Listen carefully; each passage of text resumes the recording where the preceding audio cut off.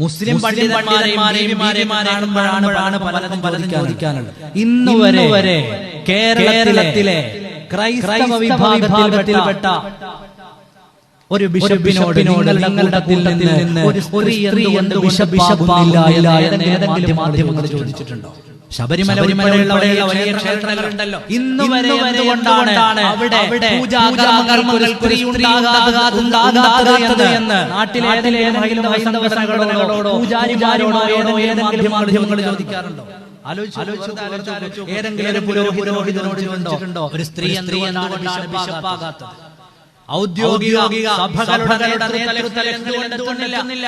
ഏതെങ്കിലും പുരോഹിതനോട് കേരളത്തിലെ ഏതെങ്കിലും മാധ്യമങ്ങൾ ചോദിക്കാറുണ്ടോ? മുസ്ലിങ്ങളെ കാണുമ്പോൾ മാത്രമാണ് ചില മാധ്യമങ്ങളല്ല ഉള്ളത്. മുസ്ലിങ്ങളെ സംബന്ധിച്ചിടത്തോളം പള്ളി എന്ന് പറയുന്നത് ഏത് സാഹചര്യത്തിലാണ്? സ്ത്രീ പള്ളി വരാനേ പാടില്ല എന്നല്ല ഇസ്ലാം പറഞ്ഞത്. ഉംറയ്ക്കും ഹജ്ജിനും സ്ത്രീകൾ എത്രയാണ്? നമ്മുടെ നാടുകളിൽ പല സ്ഥലങ്ങളിലും റോഡിന്റെ പള്ളികളിൽ സ്ത്രീകൾക്ക് നിസ്കരിക്കാനുള്ള പ്രത്യേക സൗകര്യം. മറിച്ച് എന്താണ് പറയുന്നത്? അന്യപുരുഷന്മാരുള്ള സ്ത്രീകൾ വരേണ്ടതില്ല. അത് ദീനിന്റെ നിയമമാണ്. മഹദിയായ ഫാത്തിമ റളിയല്ലാഹു അൻഹ അന്യപുരുഷന്മാരുള്ള ഒരു ജമാഅത്തിനും പോയിട്ടില്ല. മഹതിമാരായ മഹാത്മീയങ്ങൾ പോലത്തെ മഹാനരായ രേഖപ്പെടുത്തിയില്ലേ? അപ്പൊ അല്ലാഹുവിന്റെ പ്രിയപ്പെട്ട പെണ്ണോ ഭാര്യമാരോ പോയിട്ടില്ല. തർക്കമുള്ളത് ഈ വിഷയത്തിലല്ലേ? അന്യപുരുഷന്മാർ വരാൻ പാടില്ല.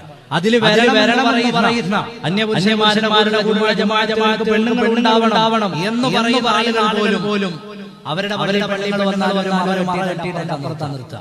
ഏതെങ്കിലും ഒരു പെണ്ണിനെ അറിയില്ല. ഈ പറയുന്ന ഒറ്റ ഏൽപ്പിക്കാറില്ല.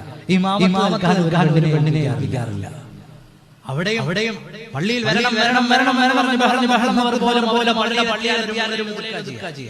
ഇസ്ലാം പറഞ്ഞത് പക്ഷേ വളരെ ലളിതമായിട്ടാണ്. ഈ പുരുഷന്മാരെ വലിയ ബാധ്യത സ്ത്രീകൾക്കില്ല. അവൾ വീടിന്റെ ഉള്ളിൽ അവളുടെ ആരാധന നിർവഹിക്കും. അതാണ് സയ്യിദുനാ മുഹമ്മദ് റസൂലുള്ളാഹി.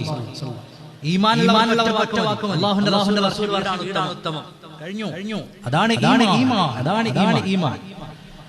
പുരുഷനെ പള്ളിയിൽ നിന്ന് പ്രതിഫലം വീടിന്റെ ഉള്ളിലേക്ക് കിട്ടും. പിന്നെ